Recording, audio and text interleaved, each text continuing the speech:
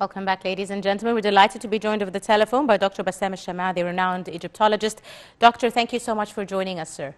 Thank you for having me. Thank you, sir, for joining us. Doctor, now, the importance, could you tell us about the importance of choosing the Saqqara discoveries amongst the best archaeological discoveries for year 2020? When statistics like this appear, we have to look at two things. Yes. One is the source. What is the source? Who are those people who chose those kind of excavations and all sorts of things that attracted the people in history and archaeology all over the world? In this source, we are talking about archaeology. This is the source. Archaeology, first off, is one of my sources when I write a book. Right. When I write a book or I make a lecture or something, I can take archaeology, the website, as a source for me, a reliable source. So we are talking about a very reliable group of historians. Yes. So the choice is a kind of very strong choice. It actually affects it. The influence is the impact, and the influence is amazing. That's number one. Yes. Number two, yes, of course, the Saqqara excavations should be the top 10, top 2, top 1.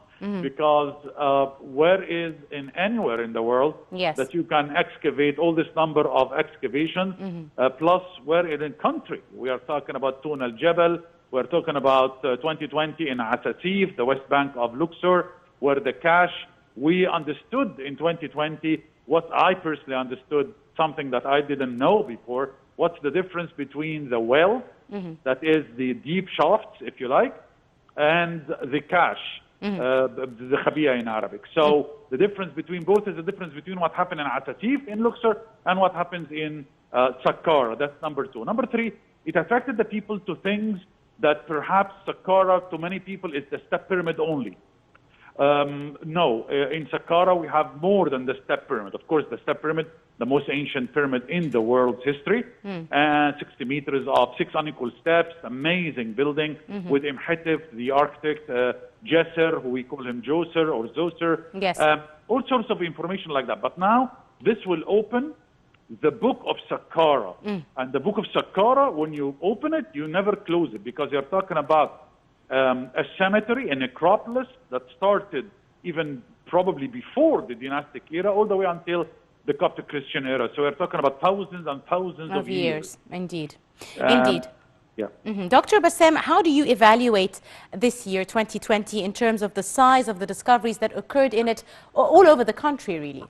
What a year. I mean, what a year. Yes. I mean, look at that. I mean, I started like working in lecturing and guiding in 1985. And if you tell me, compare 2020 to any other year, I will find big difficulty in doing this, because it was like one excavation after the other. Indeed. The places, El Minya is back again on the spotlights with the Tun al-Jabal excavations.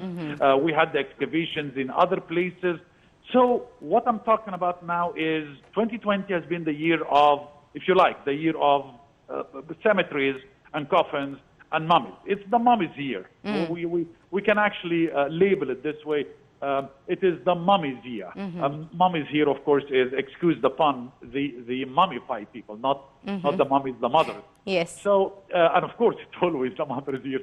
And 2021, I would advise if our very active Ministry of Antiquities and Tourism to also direct in the direction of excavations of places like schools in ancient Egypt. We need to excavate more about astronomy in ancient Egypt, medicine in ancient Egypt. We need to know about more wisdom in ancient Egypt. So if we can direct our attention into this path, into this route, that will be great, because now the people there, bless them, they have a huge job recording all what happened in 2020. Now, all the documentation is like every single centimeter of that linen bandage should be documented. You know what I mean? Yes. So, yes, we are ahead, they are ahead of an amazing job for the coming at least 10, 15 years. Documenting things like that is not as easy as people would think. Of course. More information, booklets, huge information coming out from the hieroglyphs. We would know more about those people. Who are those people? I mean, we knew that they were like coffins and mummies, but who are those people? I mean, were those people only priests and courtiers dealing with the king, or were they normal, the ordinary, everyday life people walking down the street, or what?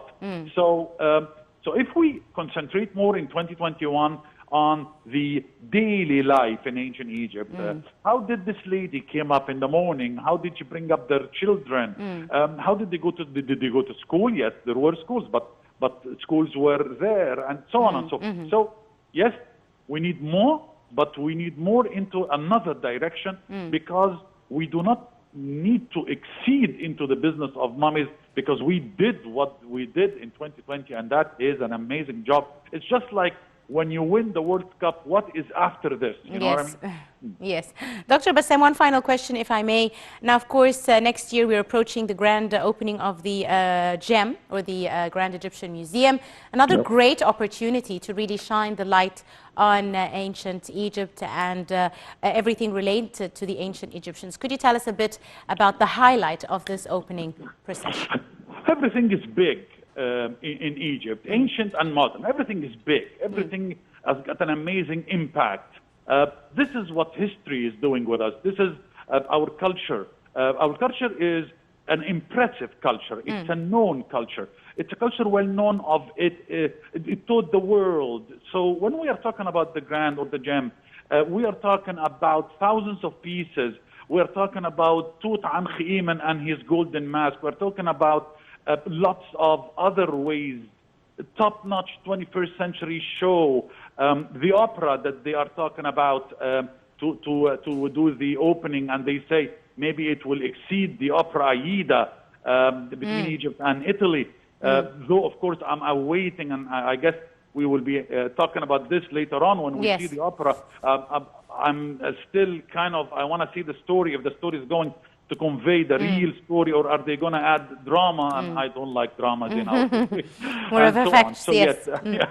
So yes, good luck with them, and show Egypt as it is, and the world will be attracted as usual. Absolutely. Dr. Bassem Al-Shamadi, Egyptologist, thank you so much, sir, for joining us and for your insight on today's edition of Cairo Local Time. A short break, bringing you the latest in the beautiful GEM, or the Grand Egyptian Museum, and we'll be right back for more. Do stay tuned.